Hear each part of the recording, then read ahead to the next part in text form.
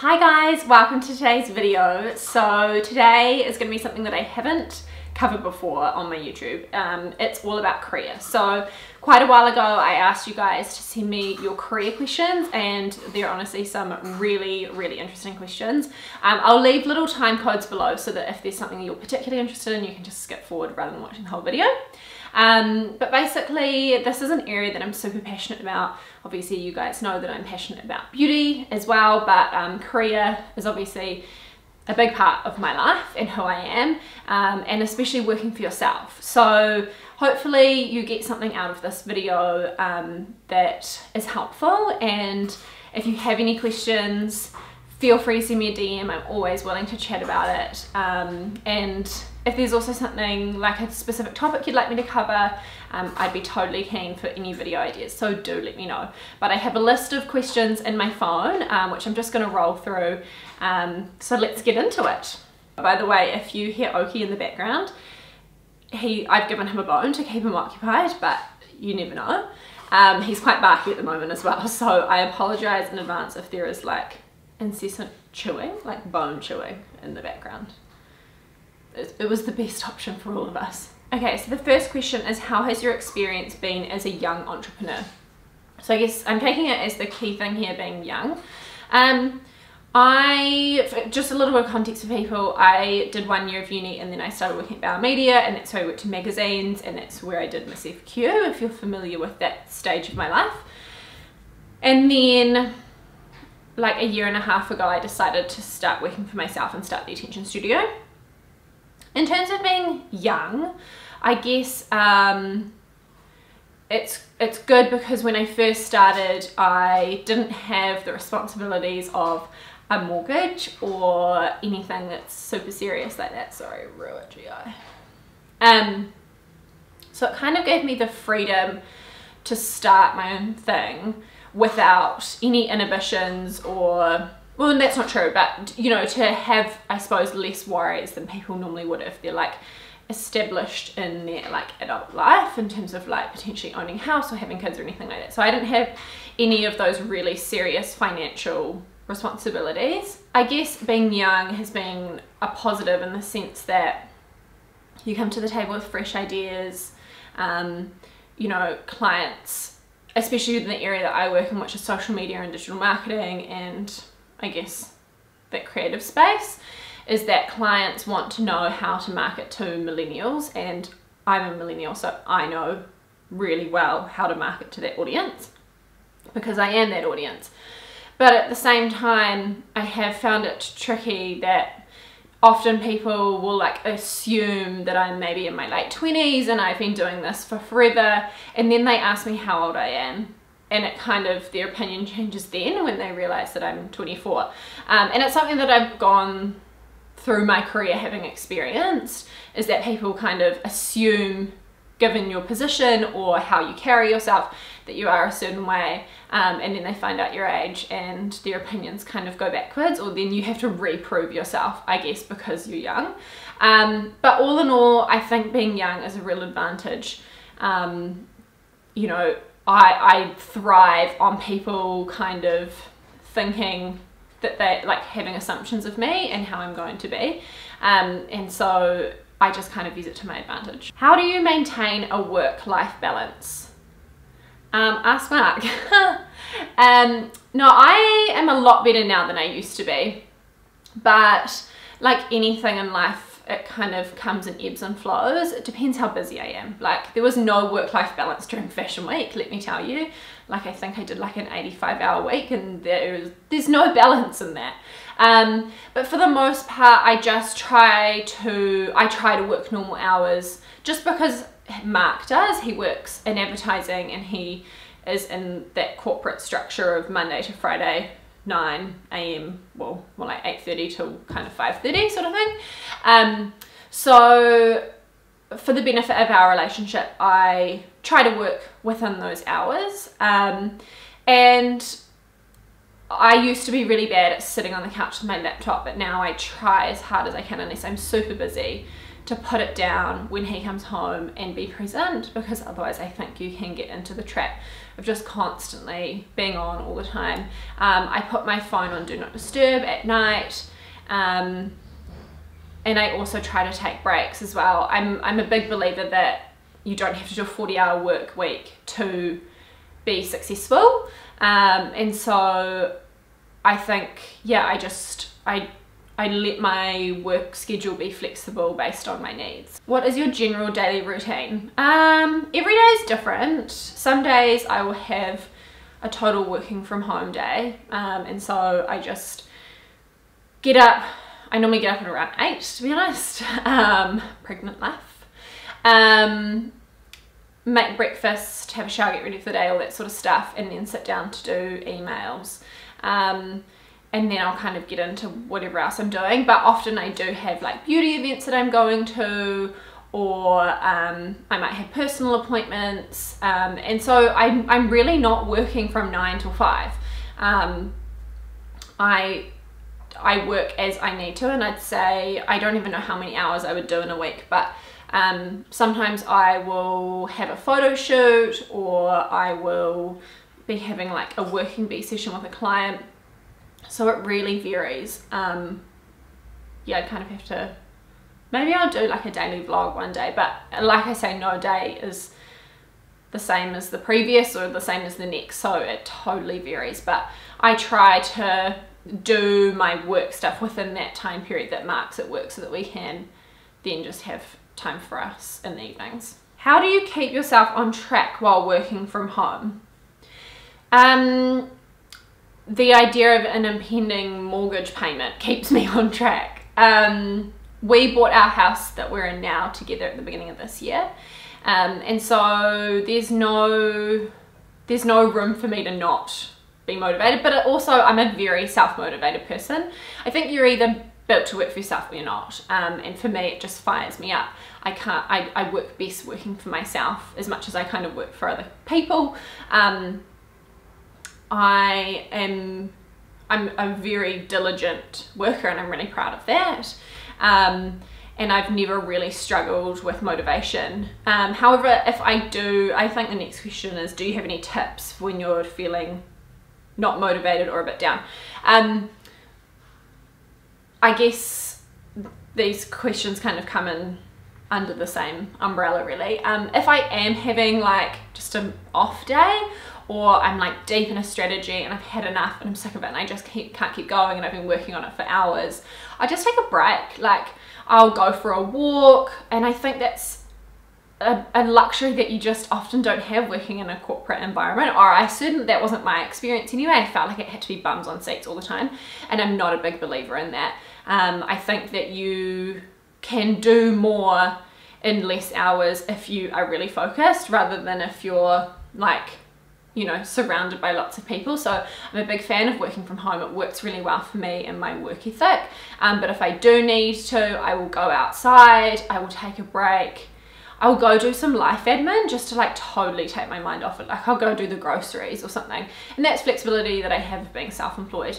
But yeah, I think it's really important to just take a step back if you're not feeling motivated. But also, if you feel like this is something that's coming up a lot, I'd take a look at what you're doing as a job and maybe step back and go, is this something that I'm actually enjoying? Does this give me satisfaction? Do I feel proud of the work that I'm achieving? And if not, then maybe it's a bigger picture issue of what you're actually spending your time on. Do you have any organization tips? Yes, I'm a big believer in folders. I'm like a folder freak. I essentially treat my email inbox as a to-do list. So once I have replied to an email, or I've actioned whatever needs to happen in that email, it gets filed off into its own little folder. So it's a really great way of kind of keeping tabs on all the different clients and jobs and projects that I have going on. And I know that if it's sitting there, that it either like I say, hasn't been replied to, or it has a task in there that I need to achieve, and I will not file it until I have achieved it. I also keep a diary with me, so I love an organized life. Their products are amazing, they're my favorite. So that's the notebook that I use every day. I write to-do lists, I take meeting notes in there, and it's just kind of like a space for a brain dump. And I've also recently purchased a second An Organized Life notebook, which I use for like creative ideas. So for things that aren't related to the Attention Studio, like other business ideas that I have, YouTube video ideas, content, all sorts of other things. And it's more of like a creative notebook so that I feel like I'm not kind of marrying the two together too much, and keeping the Attention Studio's work separate, because that's kind of currently what I'm working on, and then I have more of an ideas book. I also love Xero, great for accounting. I have an accountant, but I do all of my reconciling and invoicing in Xero, and it just is so helpful with admin. It's really user friendly. I can't rate it enough. It changed my business life. I have heard some people say that if you're working on like a project, that something like Slack is really good, or Asana. I don't personally have employees or subcontractors at the moment, so I don't need project tools like that. But if you are looking for like more organization project tools, definitely look into those. This could be a whole other video, honestly. I'm an organization freak. Has working for yourself affected your relationship at all? Yes, I think any big career change that anyone makes is going to affect their relationship and, you know, their lifestyle and things like that, but it's definitely been for the positive. So if you don't know, Mark and I worked together at Bauer. That's where we met, and so we spent the first couple of years, maybe a year and a half, of our relationship working together, and then we actually both left Bauer at the same time. He went to a different media company and I started working for myself.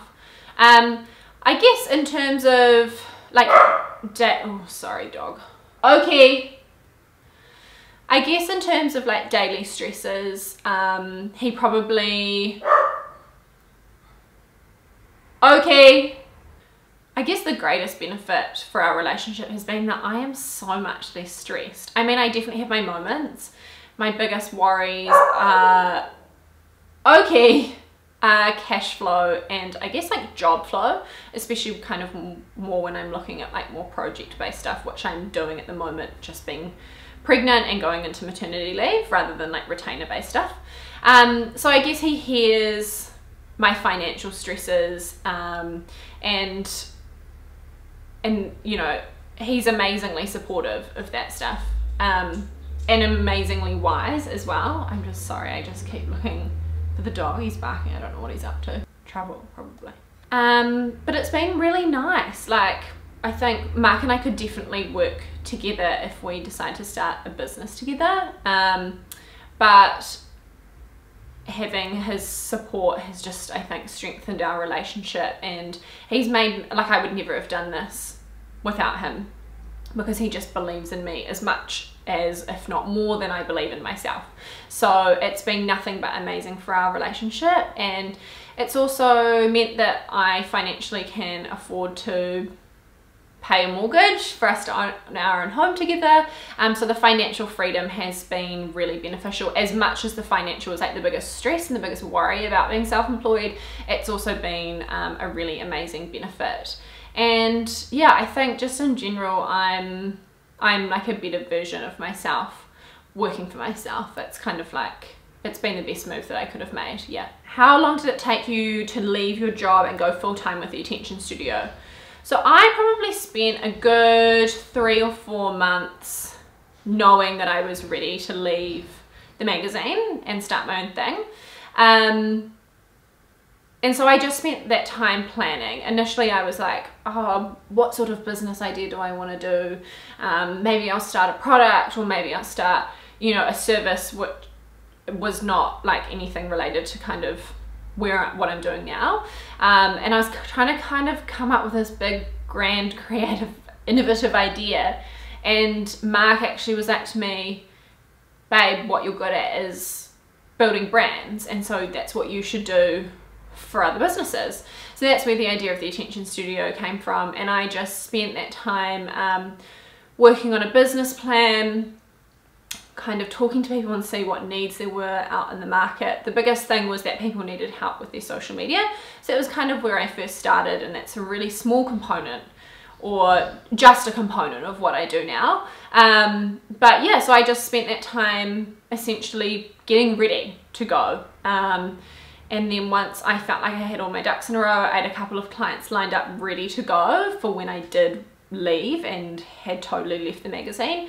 And so once I had that reassurance of like a little bit of income, that's when I felt confident to hand in my notice and bite the bullet. Were you working on it as a side hustle whilst working full-time at Miss FQ? No, I wasn't.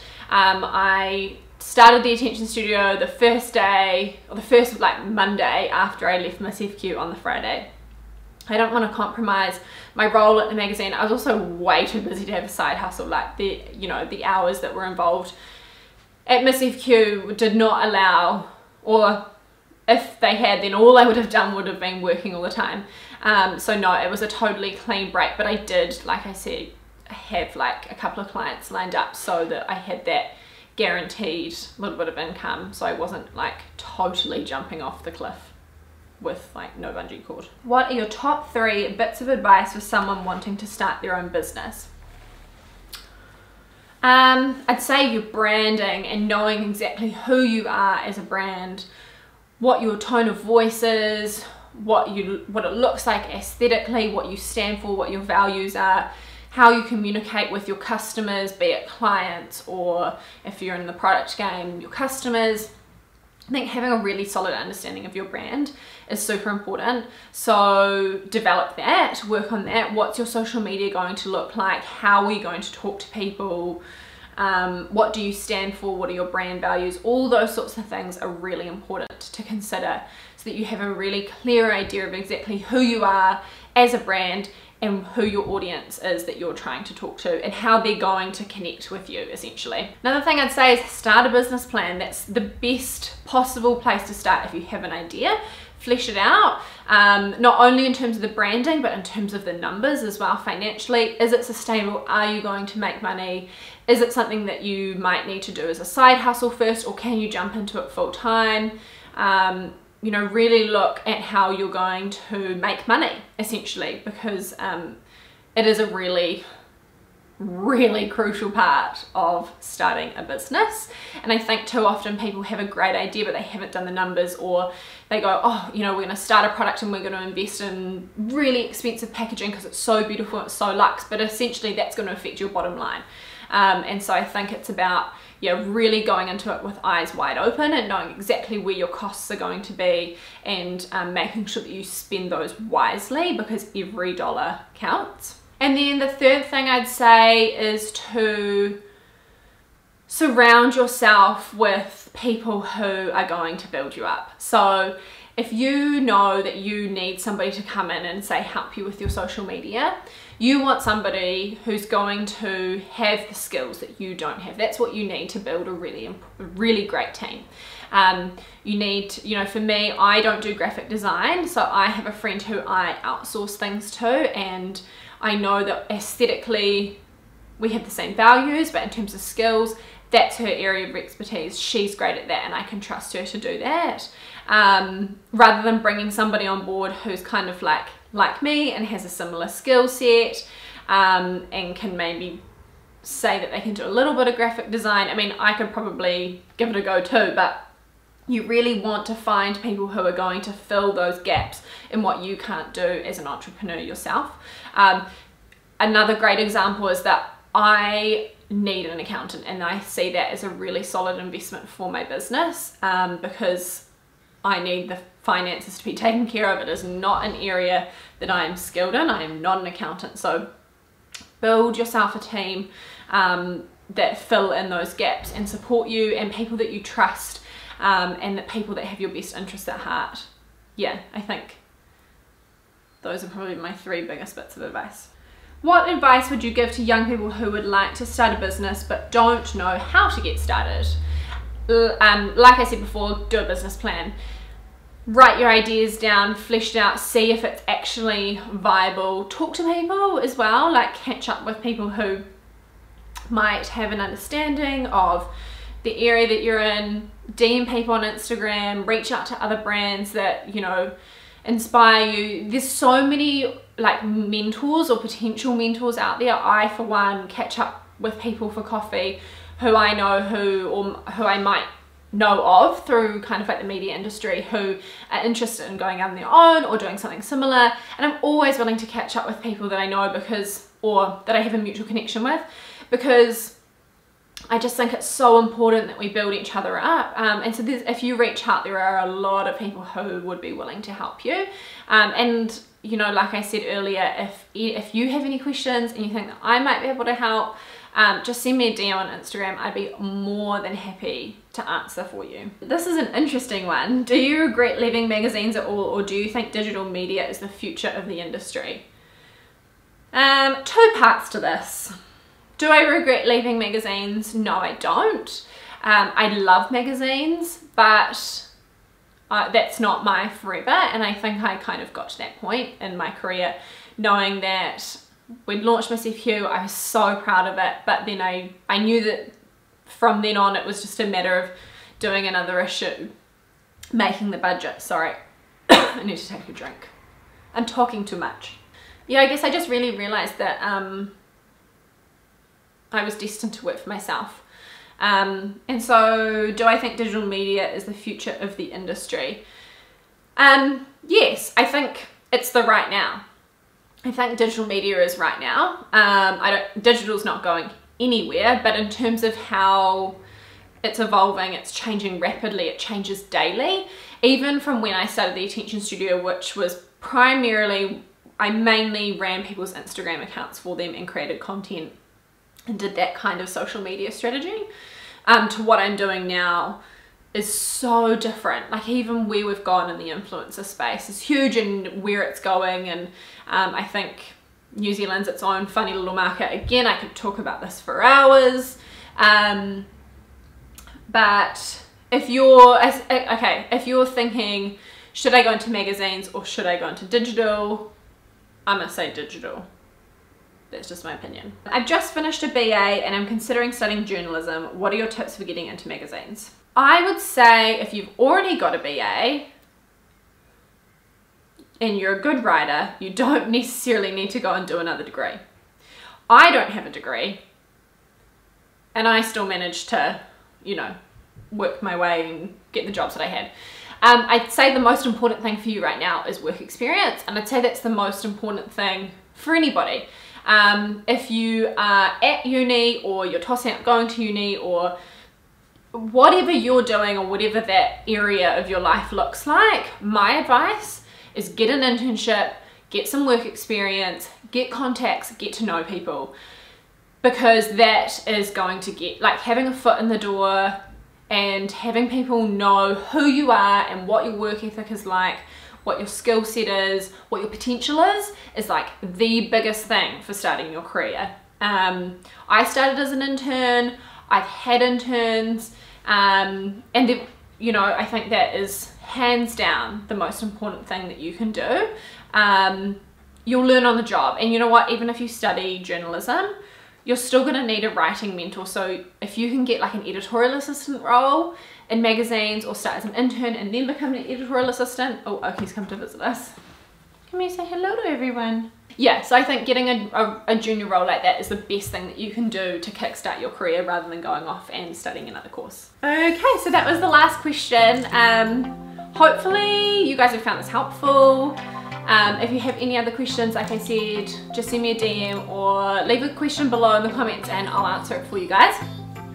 And if you'd like me to do another one of these videos, do let me know, because I love talking career, and I'd also be keen to do some other career videos as well and kind of expand on some topics. So let me know if anything comes to mind.